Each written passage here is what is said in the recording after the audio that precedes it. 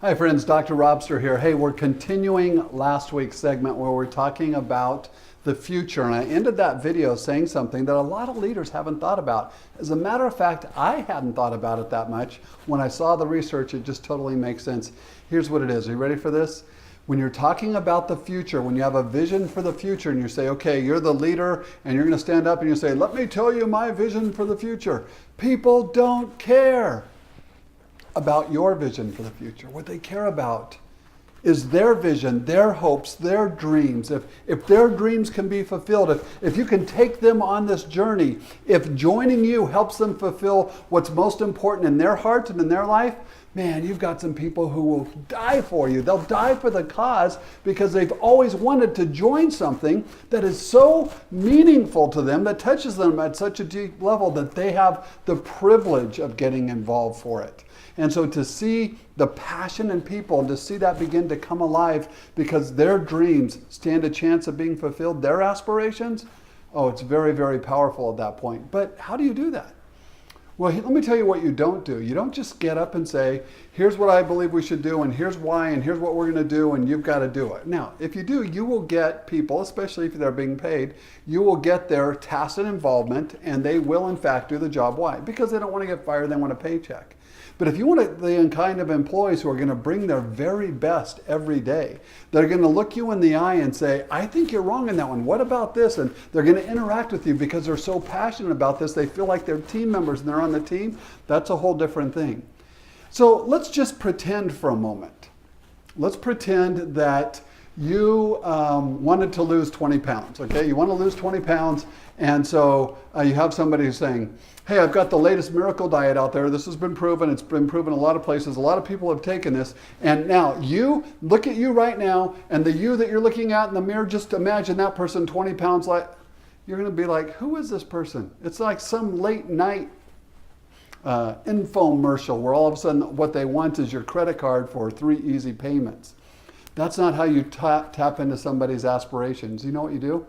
You say, have you ever imagined what it would be like to truly, truly lose those 15, 20 pounds that you've always hoped to, but you know what? The answer just seems to evade you. I mean, you've done diets, we all have. You've tried exercising, we have all done that. But for some reason, there's just a stubbornness.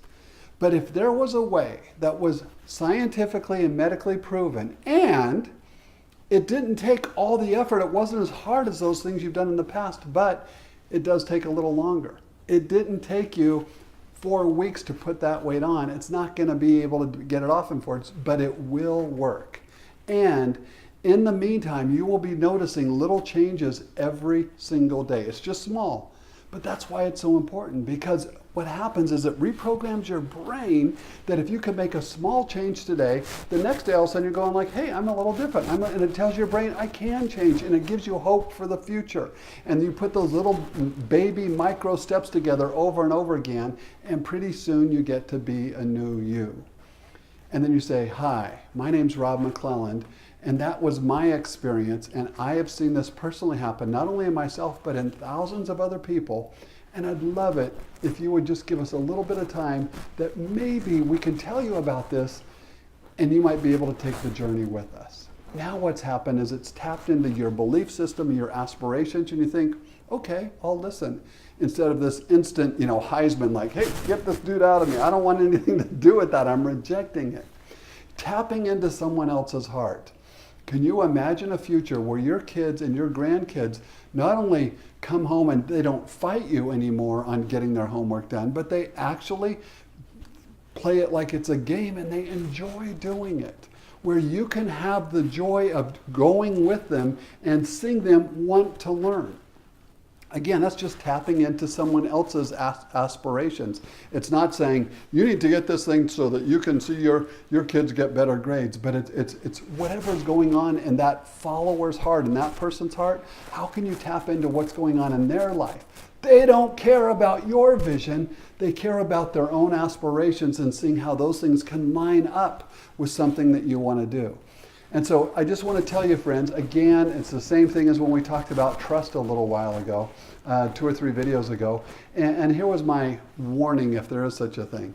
Hey, I taught you on that, what the research shows on how to get people to trust you more. But here's what you got to make sure of, and that is that you're a trustworthy person. I don't want you to use any of this information to manipulate people, but as a leader, wouldn't it be good to know how to get people who trust you and you trust them, and as a result of that mutual trust, you can get far more done together than you could have on your own.